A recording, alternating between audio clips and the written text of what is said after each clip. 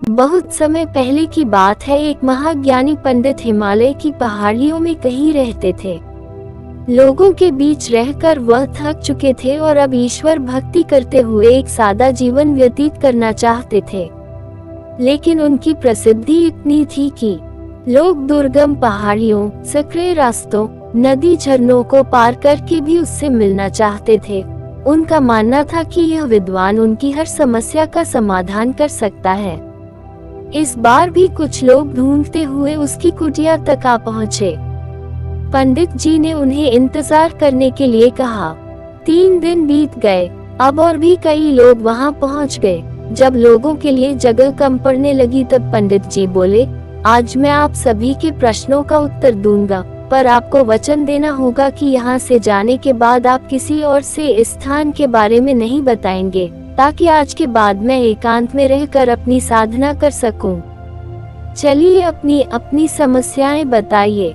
ये सुनते ही किसी ने अपनी परेशानी बतानी शुरू की, लेकिन वह अभी कुछ शब्द ही बोल पाया था कि बीच में किसी और ने अपनी बात कहनी शुरू कर दी। सभी जानते थे कि आज के बाद उन्हें कभी पंडित जी से बात करने का मौका नहीं मिलेगा, इसलिए वे सब जल्दी से जल्दी अपनी बात रखना चाहते थे। कुछ ही देर में वहां का दृश्य मछली बाजार जैसा हो गया और अंततः पंडित जी को चीख कर बोलना पड़ा, कृपया शांत हो जाइए।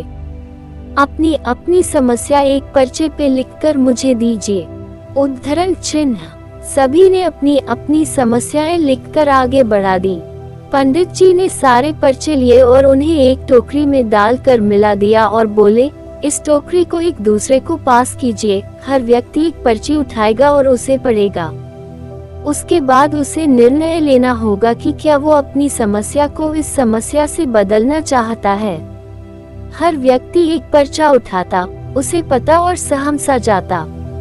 एक एक करके सभी ने पर्चियां देख ली, पर कोई भी अपनी समस्या के बदले किसी और की समस्या लेने को तैयार नहीं हुआ। सबका यही सोचना था कि उनकी अपनी समस्या चाहे कितनी ही बड़ी क्यों न हो, बाकी लोगों की समस्या जितनी गंभीर नहीं है। 2 घंटे बाद सभी अपनी अपनी पर्ची हाथ में लिए लौटने लगे। वे खुश थे कि उनकी समस्या उतनी बड़ी भी नहीं है जितना कि वे सोचते थे।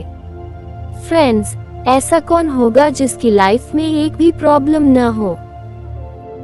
हम सभी के जीवन में समस्याएं हैं। कोई अपनी हेल्थ से परेशान है तो कोई लैक ऑफ वेल्थ से।